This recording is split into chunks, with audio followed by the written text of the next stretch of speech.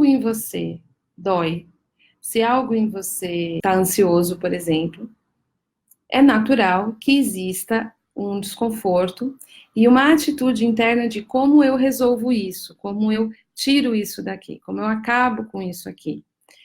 E também é natural que quando o nosso cliente vem, ele também tenha essa sensação ou esse tipo de relacionamento em relação ao que ele sente, né? É como se houvesse dentro um tipo de guerra interna. Eu tenho uma sensação que é difícil, como por exemplo a ansiedade, e tenho uma outra sensação que também é bem difícil, às vezes eu considero até mais difícil, que é um anseio para que aquilo acabe, né? Então é como se tivesse uma outra coisa apertando dentro, ou uma outra coisa tentando resolver aquilo que é sentido de maneira desconfortável. E a gente normalmente fica identificado com esse sentimento de angústia ou de ansiedade sobre a ansiedade, ansiedade sobre aquilo que está difícil. Até para esse exemplo ficar mais claro, vamos imaginar assim, você sente insegurança, tá? Você se nota inseguro, você não consegue dizer não, você não consegue colocar a sua voz no mundo, você não consegue dar limite nas relações, ou seja, e você considera que tudo isso que acontece nesses comportamentos é devido à sua insegurança. Então você tem a insegurança e você também tem um sentimento de ansiedade, um sentimento de urgência para acabar com aquela insegurança, porque você considera que aquela insegurança traz diversos problemas para a sua vida. Então, você tem esse sentimento sobre o sentimento. A ansiedade, ou essa sensação de urgência para acabar com a insegurança, costuma ser um sentimento mais difícil ainda, mais pressionante, mais tensionante do que a insegurança em si.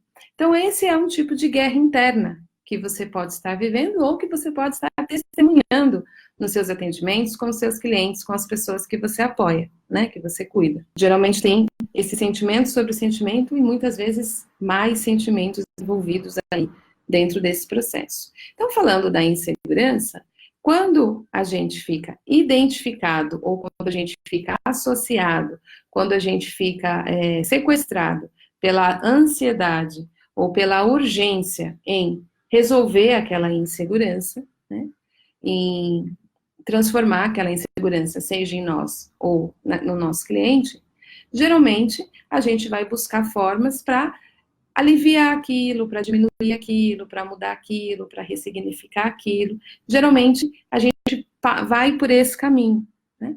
Então a gente continua ansioso, a gente continua nesse sentimento de urgência e mantendo uma atitude para poder manejar a queixa, que no nosso exemplo hipotético é a insegurança.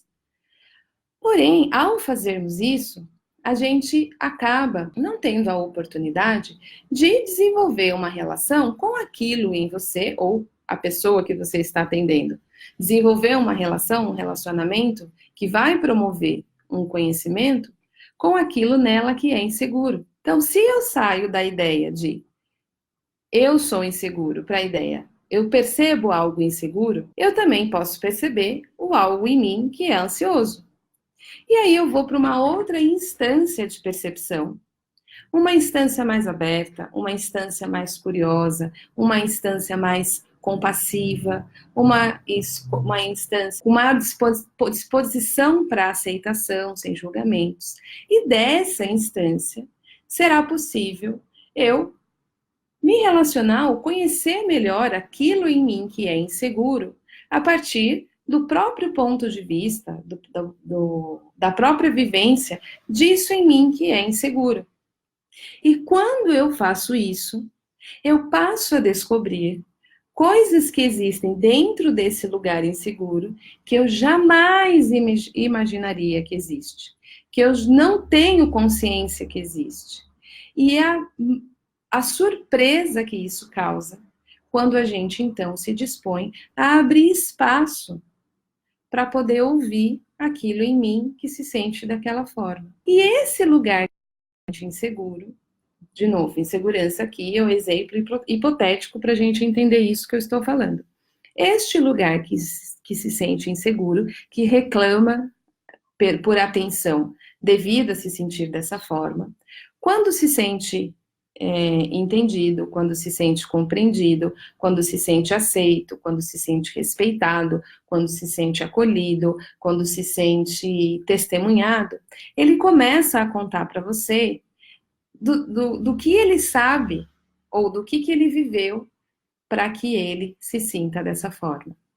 E geralmente o que ele sabe e o que ele viveu vem de lugares ou de tempos aonde existe maior informação a respeito de quem você é mais integralmente ou mais próximo daquilo que realmente o seu coração deseja viver. É como se houvesse buraquinhos em nós que a gente quer tapar. E o que eu estou convidando você a fazer é, em vez de tapar, a gente vai cavar. Nesses buraquinhos, à medida que a gente cava, à medida que a gente vai avançando, o lugar para onde ele nos leva é mais próximo daquilo que faz o nosso coração cantar. E muitas vezes o lugar que faz o nosso coração cantar está fechadinho, cheio desses defensorizinhos, porque nesse lugar possivelmente houveram machucados.